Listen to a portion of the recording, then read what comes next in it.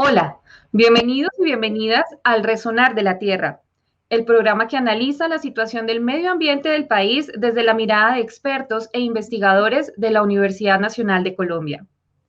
El conocimiento de los procesos históricos de la ocupación del territorio y de la utilización de su oferta ambiental por parte del hombre no es un tema de dominio generalizado.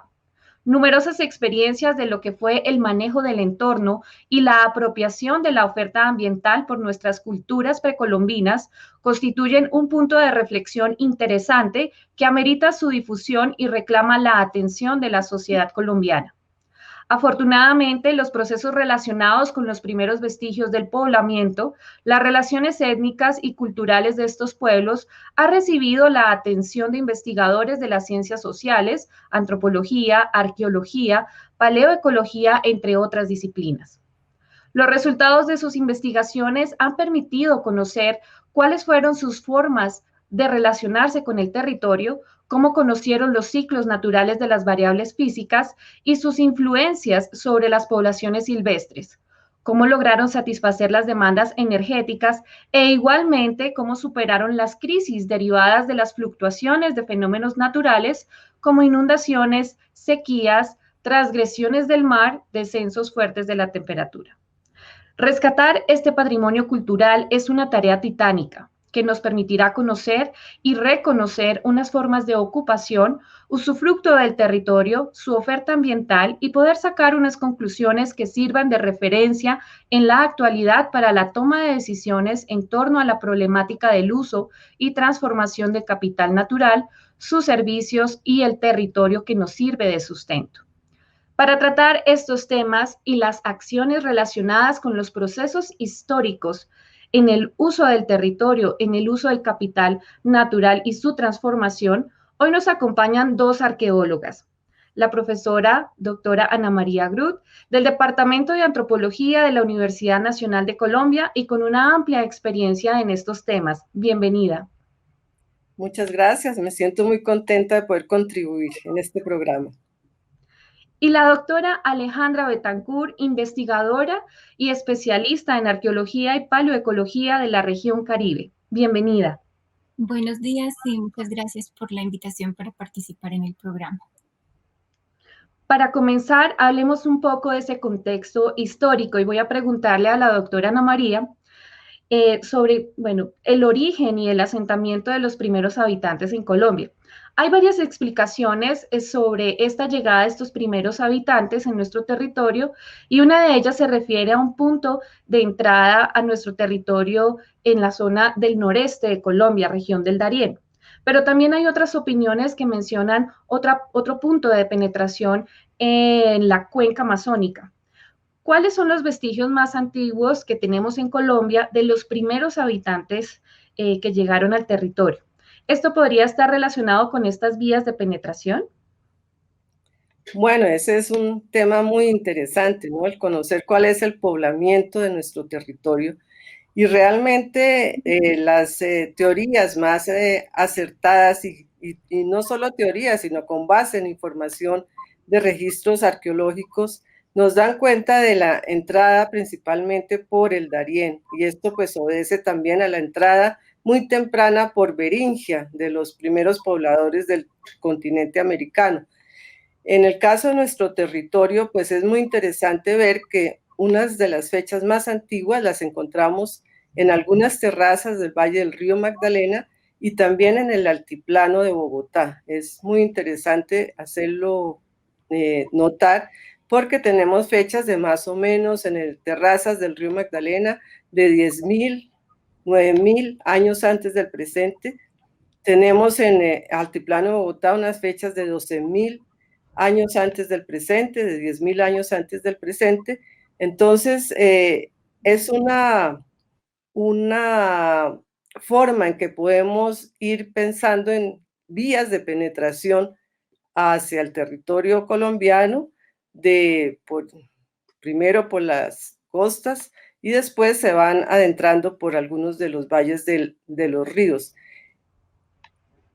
Con relación al tema de la región amazónica, pues es una zona que se está explorando mucho en ese sentido en el momento y pues que resultados interesantes pueden registrarse. Entonces, pues es un tema que no lo podemos abandonar del todo, pero realmente lo más validado en este momento es la entrada por el Darién y ahí subsiguiente por la costa, y pues por ahí también pueden entrar a la Amazonía.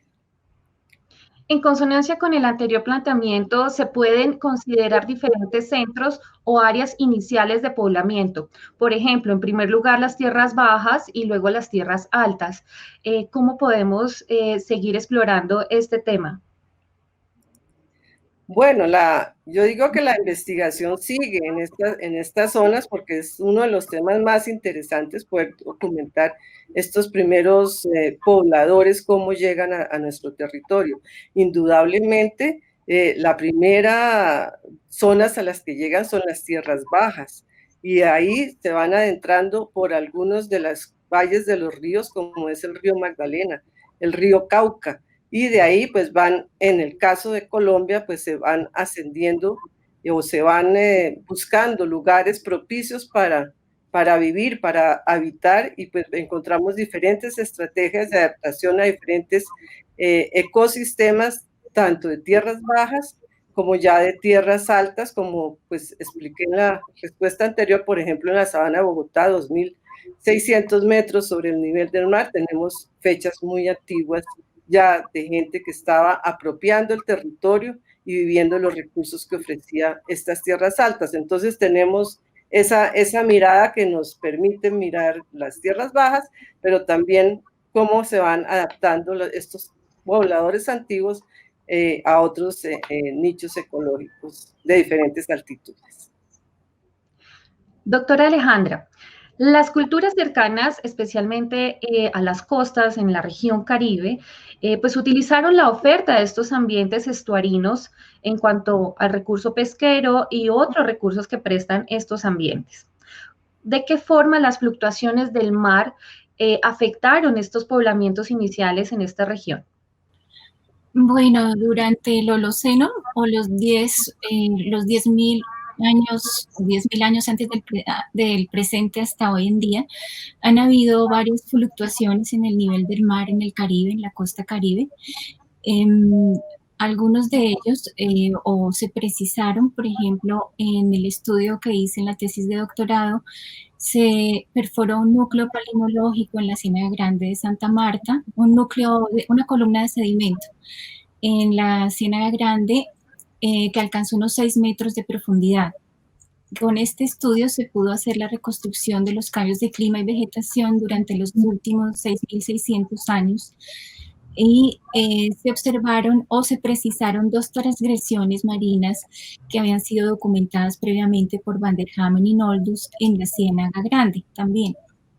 Estas transgresiones ocurrieron en este periodo de tiempo, en la más antigua entre 4.200 y 3.600 años antes del presente, y la más reciente entre 3.000 y 1.800 años antes del presente. Estas transgresiones o avances del mar pudieron haber incidido en los vestigios que dejaron antiguas poblaciones que se adaptaron a estos entornos costeros en el Mar Caribe. Y recientemente, pues también estas ocupaciones en la costa también se han visto afectadas por la intervención antrópica reciente sobre las costas, por ejemplo, la construcción de complejos hoteleros. Sin embargo, hay adaptaciones que se dieron a partir de 6.000 años, que se dan sobre las ciénagas o en los entornos de las ciénagas, del canal del dique, y obedecen a la formación de concheros o depósitos culturales en los que se encuentran grandes acumulaciones de moluscos y bivalvos asociados a fragmentos cerámicos, a material lítico, a restos óseos animales, en su mayoría acuáticos, aunque también hay la presencia de animales terrestres. Y en estos ambientes fueron explotados en épocas en las cuales el recurso era abundante. O sea, el recurso sobre todo de moluscos y bivalvos. Entonces se generaron grandes acumulaciones sobre las márgenes del Canal del Dique, de la Ciénaga de Tesca en Cartagena, de la Ciénaga Grande de Santa Marta, de la Ciénaga de Guájaro, en el Atlántico, al sur del Atlántico y sobre el Golfo y en el Golfo de Morrosquillo. Estas ocupaciones en el Canal del Dique se sitúan más o menos entre unos 5.200 años y 4.500 años antes del presente. En la Ciénaga de Guájaro están alrededor de 4.000 años.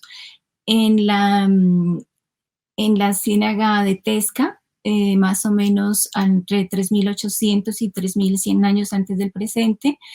Y en el Golfo de Morrosquillo y en la Ciénaga Grande son un poco más tardías. En el Golfo de Morrosquillo están entre 2.000 años antes del presente y en la Ciénaga Grande hace unos 1.000 años.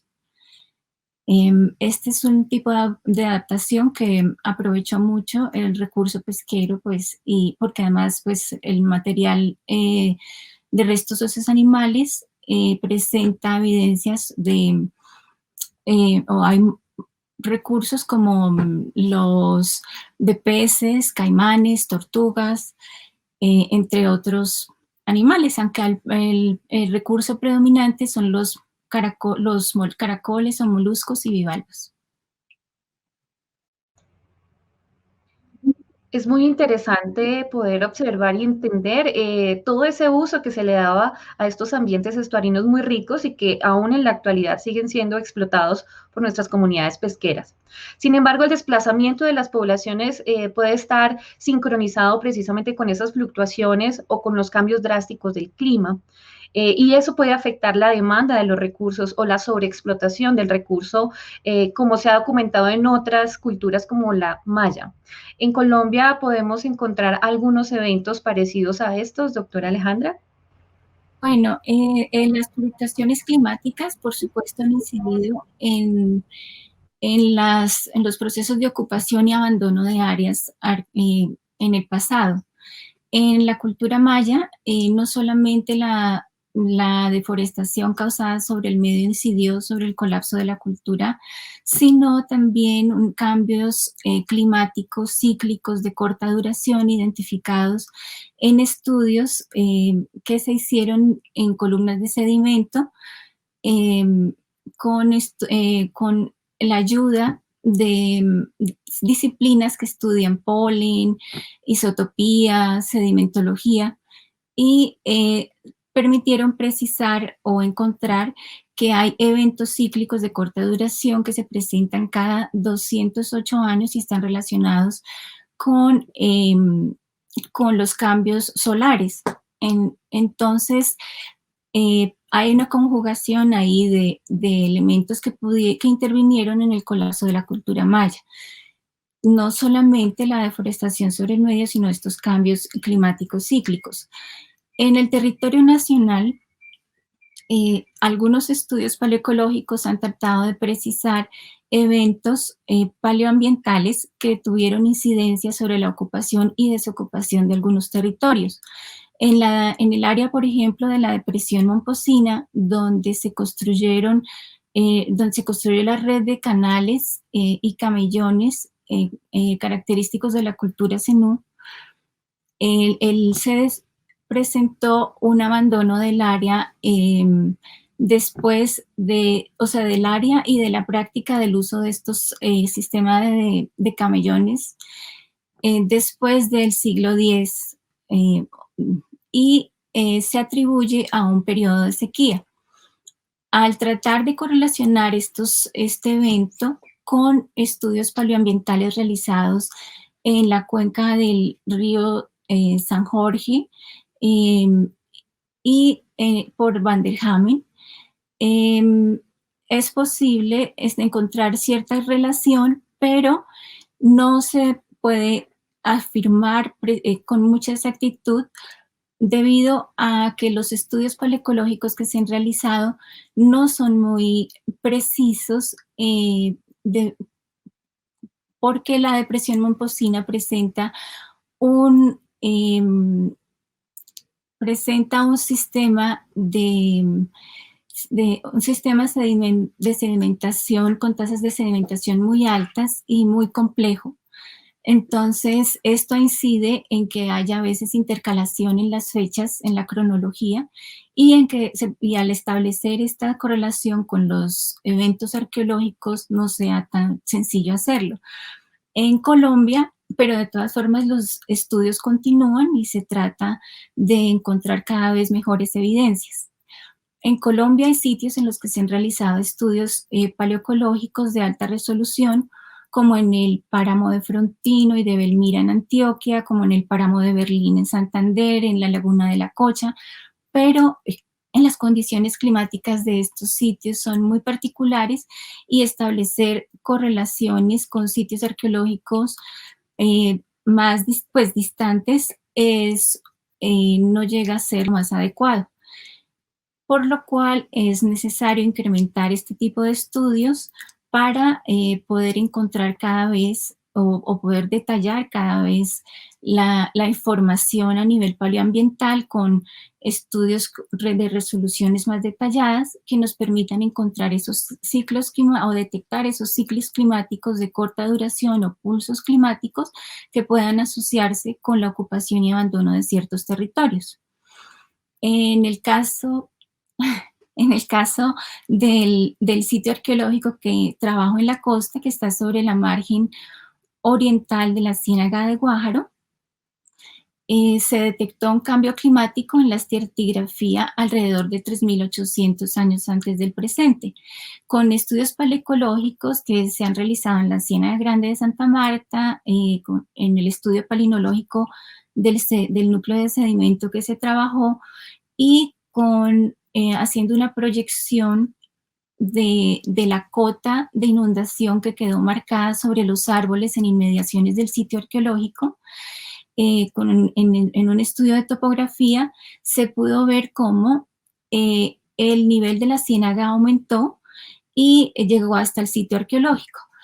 La información paleoecológica nos muestra que en ese cambio estratigráfico que se registró en el sitio hace unos 3.800 años pudo haberse producido un evento semejante al que tuvimos en el 2010 con un alto nivel de inundación sobre el sur del departamento del Atlántico. La arqueología, acompañada de disciplinas como el estudio de suelos, la palinología, y otros proxies u otras especialidades, nos permiten poder establecer con mayor precisión esta correlación entre los eventos paleoambientales y los eventos que podemos registrar en algunos sitios arqueológicos. Nuestras culturas precolombinas también se caracterizan por ser atentos observadores sobre los eventos y fenómenos de la naturaleza, como también el comportamiento de las especies naturales o silvestres.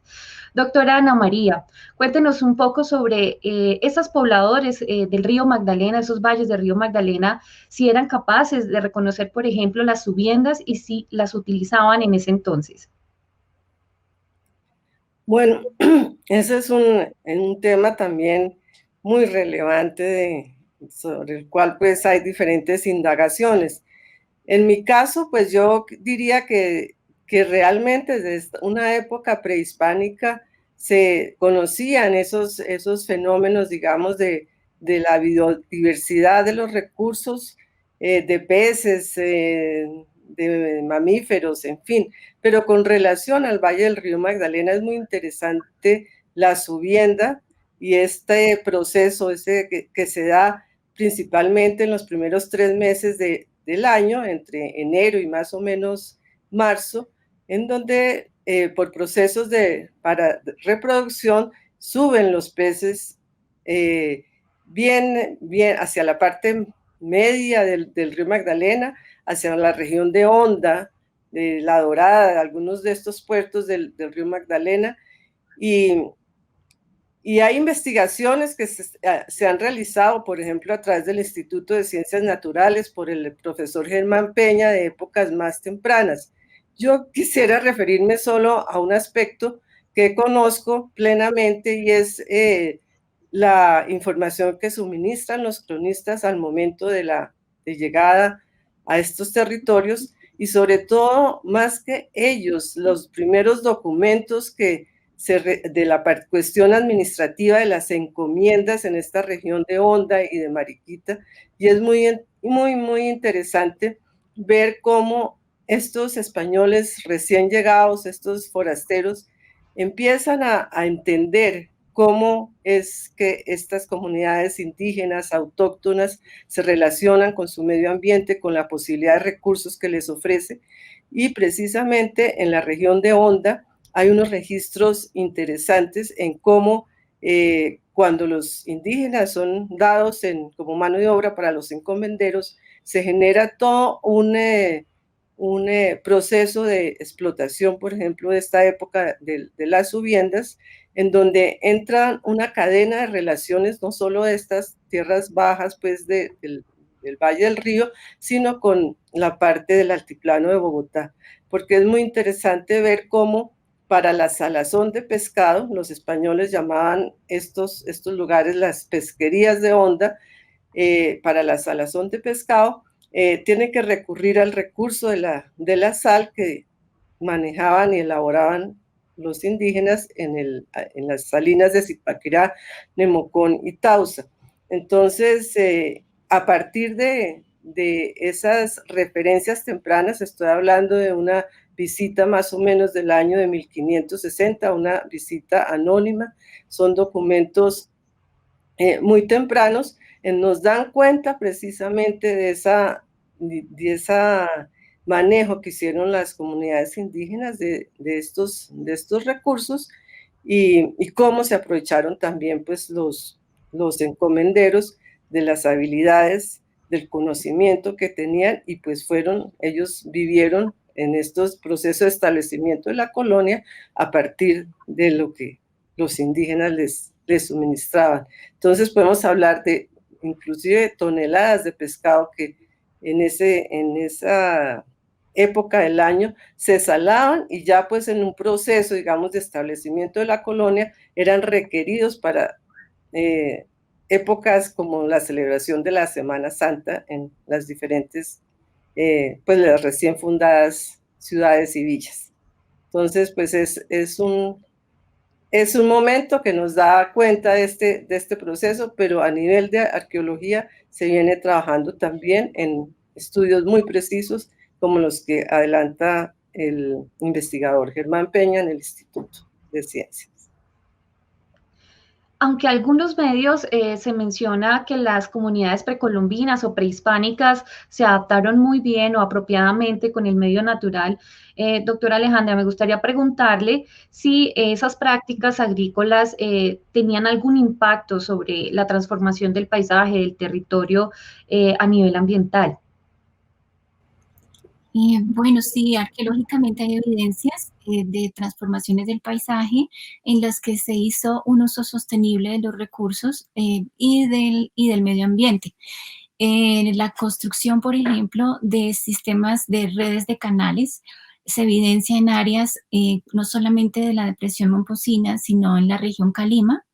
Por ejemplo, en estas áreas o en los sistemas de cultivo intensivo en el pasado, se puede evidenciar cómo se canalizaron las aguas en periodos de lluvia y manejando así los procesos de inundación y se drenaron las áreas en periodos de sequía. También estas áreas de camellones eran empleadas para los cultivos y en algunos, por ejemplo, en el caso de la depresión Momposina, los bacines eran empleados también para áreas de vivienda. En este tipo de sistemas se mantenieron los suelos fértiles y abonados en el mismo proceso de mantenimiento de los canales. Los canales también servían como medios de transporte, mantenían la fauna local. Y en otras zonas, por ejemplo, se dieron otros procesos, como en la Sierra Nevada de Santa Marta, con la construcción de terrazas sobre las pendientes, que también por el medio permitieron hacer un uso sostenible del ambiente y no generar una degradación del bosque. En estudios palinológicos realizados sobre la ladera norte de la sierra por parte de Luisa Fernanda Herrera, se observó la práctica de, por ejemplo, cultivos mixtos, cómo los terrenos eran abonados, cómo la intervención que se dio en el bosque no degradó el bosque a pesar de que cambió su composición y después el bosque se vuelve a recuperar. En otras zonas, como en el Amazonas, por ejemplo, se presentan suelos negros o la formación de extensas zonas con suelos negros antrópicos, en los cuales el hombre tiene una gran influencia en su producción, al ser suelos que han sido enriquecidos con materia orgánica y han permitido hacer de ellos usos más prolongados en el tiempo, manteniéndolos fértiles y evitando procesos erosivos, por ejemplo. Y en el valle, por ejemplo, del Dorado, también se evitaron movimientos en masa con esta construcción de canales. Esos son algunos de los ejemplos que nos permiten ver que hubo un uso sostenible del medio ambiente en el pasado. En el pasado. Los procesos como el avance de la frontera agrícola o la expansión de estas actividades y en sí los procesos de deforestación tienen algún tipo de afectación sobre estos centros arqueológicos, doctora Ana María. Realmente tienen una afectación muy grande. Se puede poner, por ejemplo, el Valle del Río Cauca. El Valle del Río Cauca ha sido transformado desde en el siglo XX de una manera muy fuerte. Se han construido jarillones a los márgenes del río, se ha motivado un cultivo intensivo y extensivo de caña. Todo esto ha venido afectando los sitios arqueológicos, porque todos estos lugares pues obviamente están en el subsuelo, estudiando las márgenes los bordes del río Cauca, los taludes en sus bordes, se ven suelos enterrados donde se ven los materiales culturales, los pedazos de cerámica de unas zonas muy, muy extensas que ocuparon. Entonces, realmente todos estos procesos han afectado la posibilidad de recuperar muchos de los sitios y por otro lado, pues también la misma sedimentación del río también han ido sepultando también muchos horizontes donde se pueden encontrar vestigios culturales. Es realmente triste. De otra parte, y solo como para concluir en este pequeño tema, todas las ciénagas y los humedales que estaban en cercanías al río Cauca, con excepción de unos pocos, están siendo destruidos constantemente. Por ejemplo, en la región de Torres es espantoso cómo están talando bosques y desecando humedales.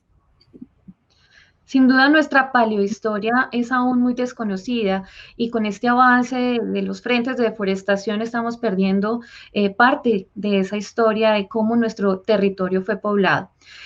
Ya para el cierre, porque hemos llegado al final de nuestro programa, me gustaría preguntarles como investigadoras, como formadoras de esas nuevas generaciones, ¿qué planes se pueden generar a largo plazo para que de verdad nos interesemos en conocer más de nuestra historia sobre todo este proceso de poblamiento del territorio colombiano? Doctora Ana María.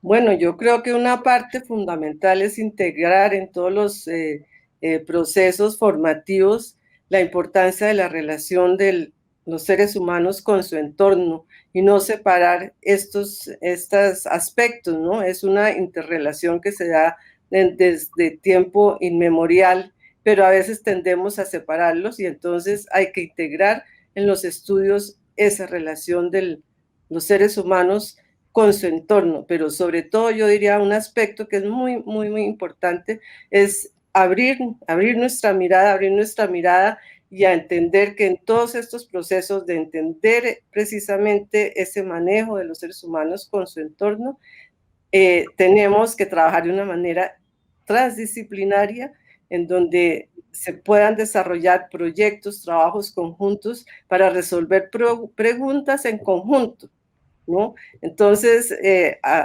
unir esfuerzos de la arqueología, de la historia, de la paleoecología, de la biología, yo creo que tenemos mucho que decir, pero trabajando en conjunto, de una manera transdisciplinar, con preguntas muy específicas. Adelante, doctora Alejandra.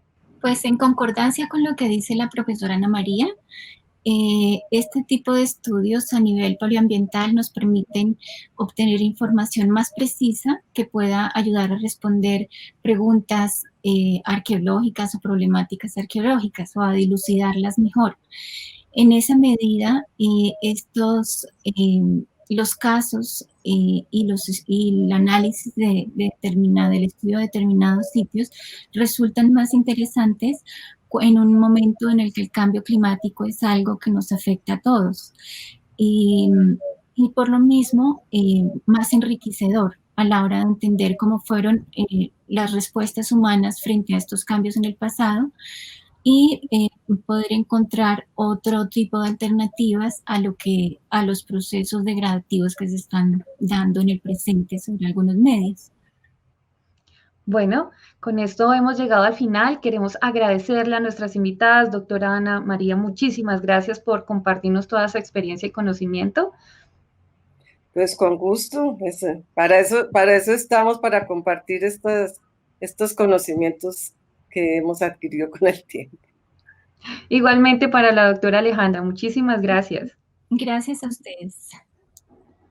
Bueno, y para nuestra audiencia, agradecerles que nos acompañen y nos sigan en estos episodios aquí en el Resonar de la Tierra y los esperamos en un nuevo episodio. Hasta pronto.